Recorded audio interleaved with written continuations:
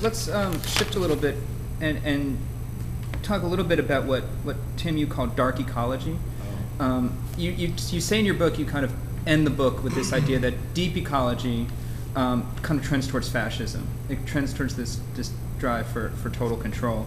And you propose as an alternative dark ecology, the dark side of ecology. I'm going to quote you because I like what you have to say here a lot.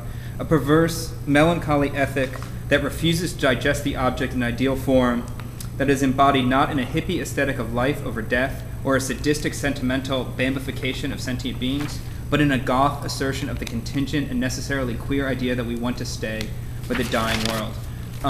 So I was hoping you could tell us a little bit about dark ecology and a little bit more about what it is, and then if you feel like there's some loss there with the idea of embracing the dark side, and what dark ecology gains for us. Yes. Well, we'll have to dim the lights. Yeah. Big makeup and decadent dance, right? Kind of elegy for a dying world. What's that album called? Something like something from a dying realm. What do we lose when we embrace the dark side? And I just wrote nothing. And what do we gain that compensates for that loss? And I wrote nothing. So I don't know what we lose. And then in the margin I put, well, maybe everything, because when you embrace that, you're basically giving up a fantasy, and giving up a fantasy is even harder than giving up a reality, right?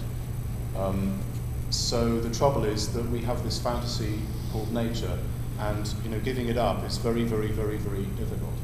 And the trouble is that it's difficult precisely because there was no nature in the first place. And to even say that within shouting distance of Sarah Palin is very dangerous, right? Because she's going to mishear it to think drilling in the Arctic is a good idea, right? So we have to be very careful, quietly, sort of like mammals surviving a meteorite, how we do this, yeah. So we're not losing anything. I think basically, I thought at first maybe the problem is the aesthetic dimension as such. Maybe that's the problem. But we keep posing the ecological problem as an aesthetic problem, right? So people will keep saying, the first question, we need a powerful experience to really fully, or we need some powerful language or some powerful, and maybe that's the problem.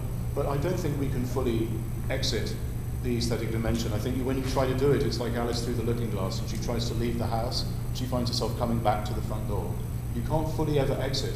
Yeah, this is where my brain is very depressive and Adornian, and never recovered from reading aesthetic theory. There's a way in which I think also politically, historically, we're passing through a grief phase right now, and our culture doesn't do grief, as we know. And I see a lot of the nature language. This is somebody who used to live in Boulder, and where the nature discourse was very sort of happy, happy, joy, joy, lycra clad, fast moving, speed, aggression, and hippies dominating hippies. And then in that landscape, which is a very affirmative, exclamation marky landscape, the goth people always look like question marks, because the sun was so brilliant and bright, and these goth people would be walking around just like a big old black question mark, kind of hesitation, yeah. So I thought that was cool, and I thought, why can't you be goth and ecological? Why can't introversion be ecological? There's this whole ideology of what I'm calling compulsory extroversion, where you have to be very kind of hale and hearty and masculine, and definitely unqueer, and like put your shorts on and run up a hill and breathe the fresh air and never do any writing and never do any introspecting and never do any of that. So I thought, why don't we have an ecology for like weird introverted people who just want to listen to Joy Division?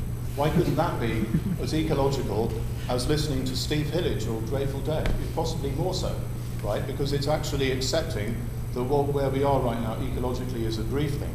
Because first of all, the planet really is kind of dying. Let's put it metaphorically like that for a minute, to get the full impact there.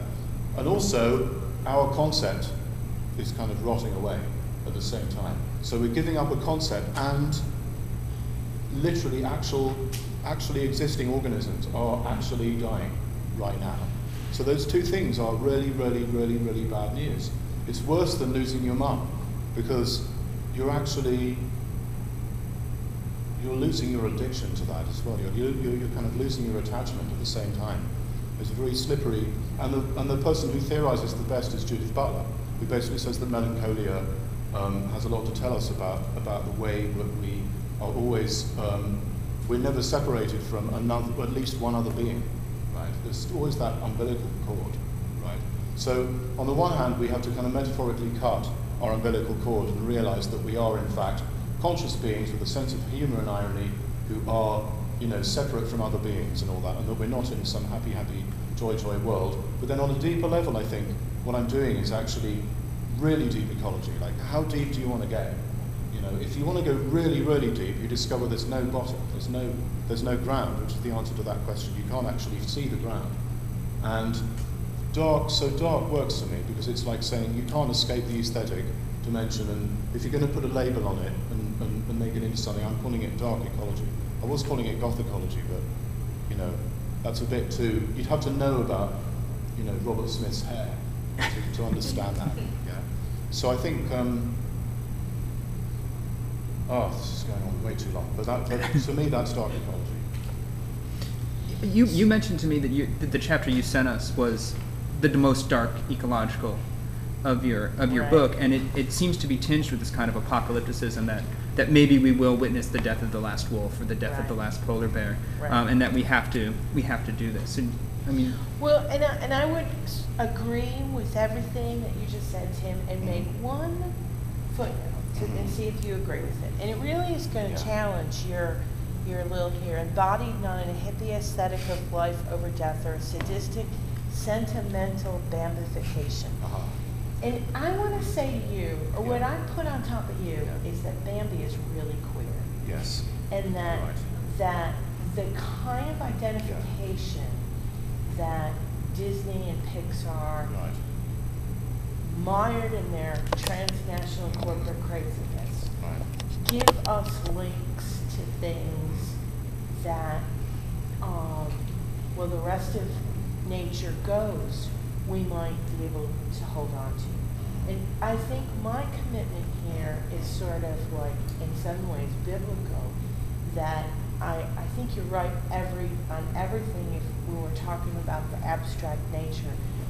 But again, I open this with, I don't want my generation to be the one that sees the demise of tigers and wolves and polar bears. And that, when the ark goes down, it's got to have all the animals on it, or most of the animals. That's my commitment, and you back up against that. I can't explain it.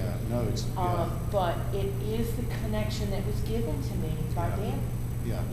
And that I think culture works like that. I mean, how many people will eat meat but not eat venison? And if you're talking about free-range meat, there's nothing better than deer, right? They live the best life, had the best death, and people still want it. And I think that's because of them. There's a lot of gas mileage left in Bambi. Well, and all of it. People who won't eat sushi because of what was his name? The little fish recently. Nemo. Exactly. Now, I have a counter story to that, which is that in LA, when Finding Nemo came out, a lot of kids flushed their fish down the loo. Right. Because they wanted to set them free. Set them free, right. And then there's the other aspect where I'm thinking of the Walrus and the Carpenter. I always come back to this because of my vegetarianism work, which is where the walrus is eating the oyster and crying, weeping, because of the poor oysters, and he's devouring them simultaneously. And so something about how sentimentality and sadism, but I'm not trying to say that we can exit that. If we try to exit sadistic sentimentality, we find ourselves getting it wrong worse. So maybe debambification was a bad project. I mean, I'm really a big fan, and you guys didn't read her this, that I knew of on your emails, but of Val Plumwood's. I mean, her essay, Being Prey, and some of her other work really kind of drives at that.